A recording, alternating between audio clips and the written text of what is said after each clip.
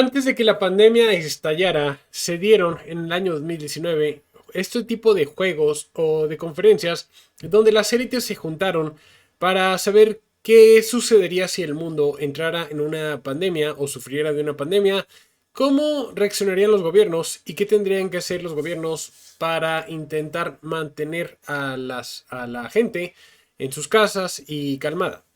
Antes de la guerra entre Rusia y Ucrania se hicieron varios juegos militares donde se fingía una invasión de parte de Rusia hacia Ucrania. Bueno, en estos momentos estamos viendo que se acaba de dar una nueva conferencia que está buscando jugar con la idea de qué pasaría si hubiera una crisis alimentaria en toda Europa. De este tema vamos a hablar en el video del día de hoy. Vamos a hablar de este ejercicio que se dio, qué fue lo que concluyó y que al final del día resuena mucho con esta idea de despoblación y pasarnos a comer bichos. Así que sin más, si te interesa esta clase de videos, deja tu like, un comentario, suscríbete y te veo después de la intro.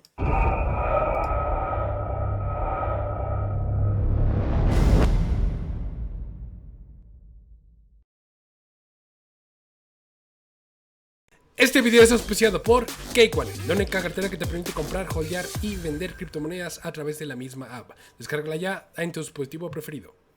Pues esta conferencia se dio de manera secreta en Bruselas, vámonos directamente, y la idea era saber qué pasaría. ¿Qué pasaría si en Europa hubiera una escasez grave de alimentos donde la gente no pudiera encontrar pan, pescado, carnes? Durante 2 días, 60 funcionarios gubernamentales y de la Unión Europea, expertos en seguridad alimentaria, representantes de la industria y unos pocos periodistas se reunieron para afrontar la posibilidad de algo que apenas estaba en el radar hace unos años: una crisis alimentaria en toda regla. Piotr Magnuszewski, un modelador de sistemas y diseñador de juegos que ayudó a armar el escenario de juego de la conferencia, dijo a los participantes que esperen un nivel de caos y advirtió: a veces pueden estar confundidos y no tener suficiente información. Entonces estos funcionarios hicieron un modelo con el cual iban a administrar el cómo iba a reaccionar las personas. Y lo fueron separando en distintas etapas. Vamos a ver cada una de las etapas. Y yo quiero hablarles un poquito acerca de un experimento económico que se hizo que a mí la verdad me gusta bastante. Porque demuestra que estos fatalistas que hablan acerca del aumento de la población y de cómo el aumento de la población va a terminar por causar pobreza y hambruna son falsas. Estas son ideas realmente neoliberales que suceden por el sistema financiero, pero que en la práctica no se da. O sea, se da cuando tienes una moneda débil que ellos imprimen, pero en la vida real no se da. Y les voy a platicar de este experimento porque a mí en lo particular cuando yo lo escuché me gustó mucho. Pero bueno, vamos a ver a continuación los escenarios presentados de cómo irían las etapas y en qué concluiría esta crisis alimentaria. Primero, habría fallos de cosechas. Y dijeron que en el 2025 habría más pérdidas de cosechas. Esto impactaría los precios de los piensos. Me imagino que se refieren a alguna clase de trigo o alguna clase de maíz, lo que frena la producción ganadera y pesquera. Algunos barcos que transportan cultivos se alejan de Europa para atender a mejores postores en otros lugares. Entonces estamos hablando que justamente ahorita que están buscando dejar de dar fertilizantes a los agricultores y además al mismo tiempo obligar a que los agricultores no puedan hacer su trabajo, limitando las parcelas que se pueden utilizar, empezaríamos a ver una falla en el sistema de agricultura. Reducción de las exportaciones de aceite de palma. Esta es otra de las causantes de esta crisis alimentaria dentro de este modelo. Los límites a las exportaciones de aceite de palma de Asia, ojo, esto sí está sucediendo en la India, están reduciendo el suministro de productos básicos diarios, desde la margarina hasta el pan. Se están extendiendo las acusaciones de avaricia corporativa, desinformación y teorías de la conspiración. Crisis de fertilizantes. El coste de los fertilizantes y la energía necesarios para cultivar y mantener en funcionamiento los inventarios se disparó tras la invasión rusa de Ucrania. Esto sí pasó, no pasó por lo de Rusia, sino pasó porque Europa decide sancionar y cortar relaciones con Rusia. Pero sí se elevan los costos de los fertilizantes. Entonces, todos estos factores ya están en juego. Disturbios en las calles debido a la escasez local. Las cosas se complicarían aún más en el año 2025. Los ladrones saquean los supermercados, la policía lucha por contener los disturbios que se extienden en las ciudades, los alemanes no pueden encontrar pescado ni carne en las tiendas ni comestibles, los ganaderos se van a la quiebra. Esta es una de las consecuencias que ellos están planeando ya que van a suceder en el año 2025. Después de que empiecen los disturbios sociales y los asaltos o saqueos a supermercados, empieza la ira de la población. La ira popular apunta a las élites y las corporaciones. Mientras tanto, la atención del público se centra en la especulación de los comerciantes de productos básicos.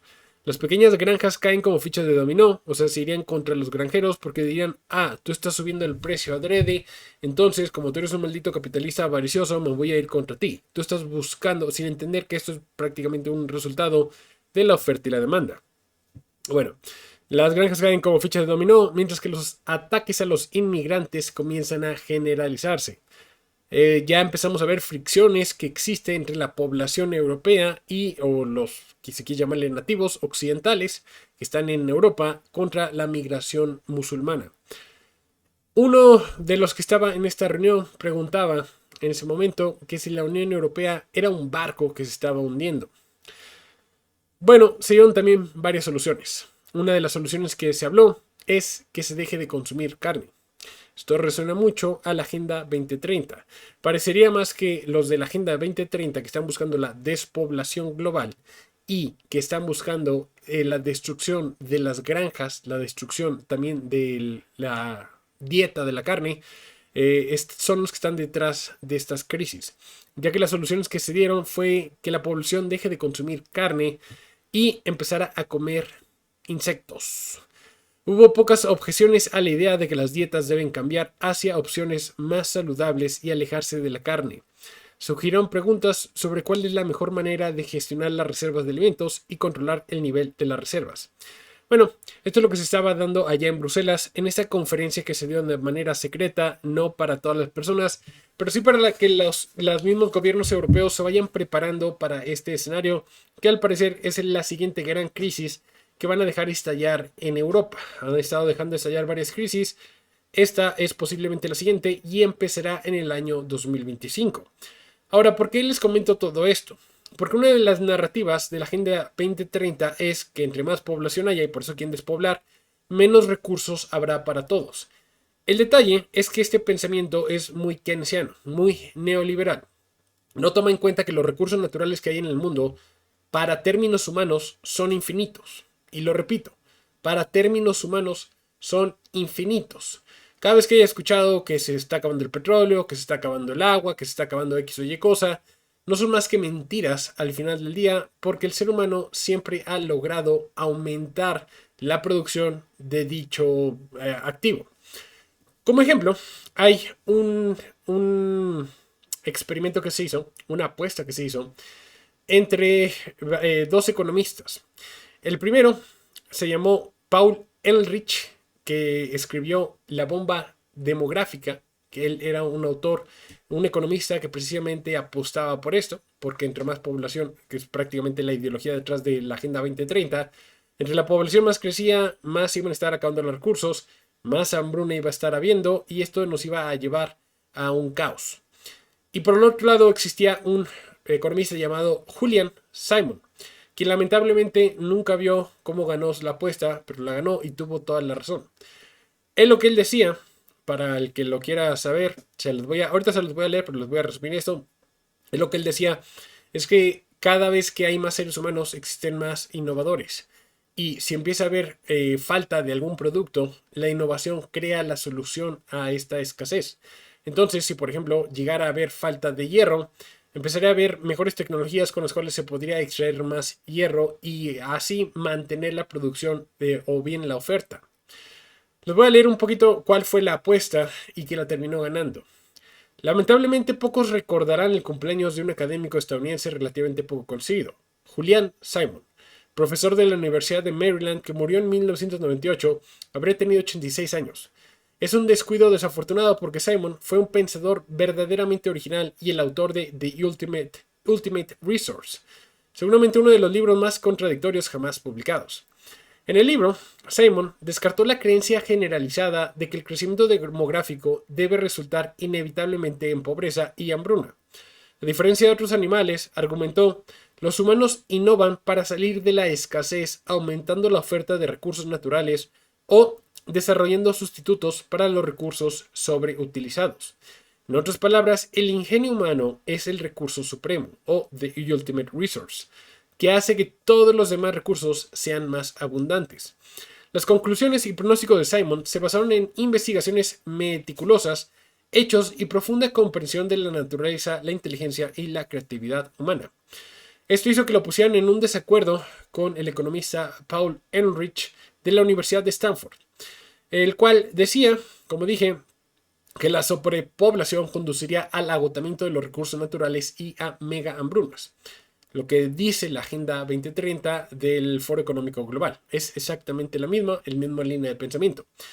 Mientras que Simon decía que no, que entre más seres humanos encontramos siempre a través de la innovación nuevas maneras de producir y encontrar los recursos, o bien creamos sustitutos.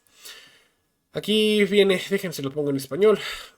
En octubre de 1980, Ehrlich y Simon redactaron un contrato de futuros que obligaba a Simon a vender a Ehrlich las mismas cantidades que podían comprarse por $1,000 de 5 metales: cobre, cromo, níquel, estaño y tungsteno. Esto porque, según Ehrlich, estos metales se estaban agotando. Y así como hay varios pesimistas que dicen, es que para el año 2000 se va a acabar X o Y cosa. Muchos decían, y no es broma, que para el año 2020 Bitcoin iba a consumir toda la electricidad del mundo. No es broma, eso es lo que estaban diciendo. Lo cual obviamente no sucedió. Pero hemos escuchado varias veces que el petróleo para esta fecha se iba a acabar. Cosa que no ha sucedido y no sucedió ni ha sucedido.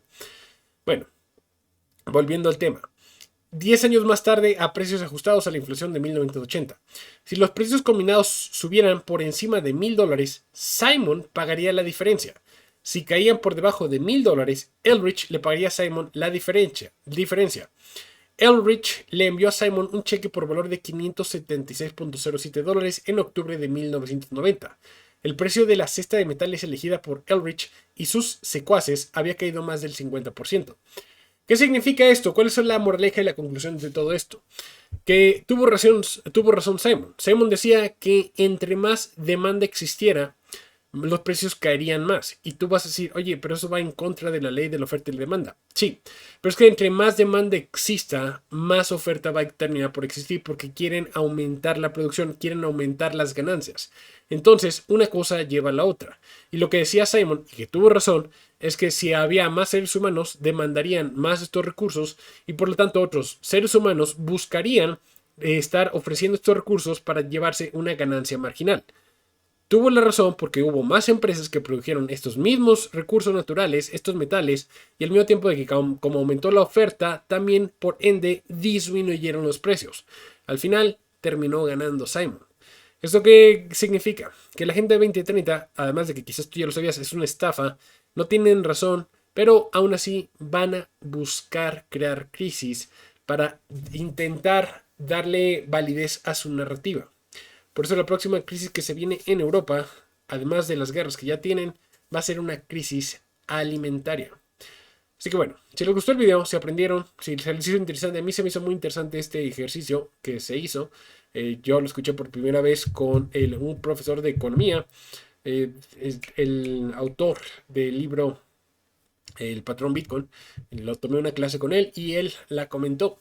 Se me hizo muy interesante y bueno, pues ya lo leí. Así que si les interesó, por favor, dejen un like, dejen un comentario, suscríbanse, los veo en un siguiente video, cuídense mucho, bye.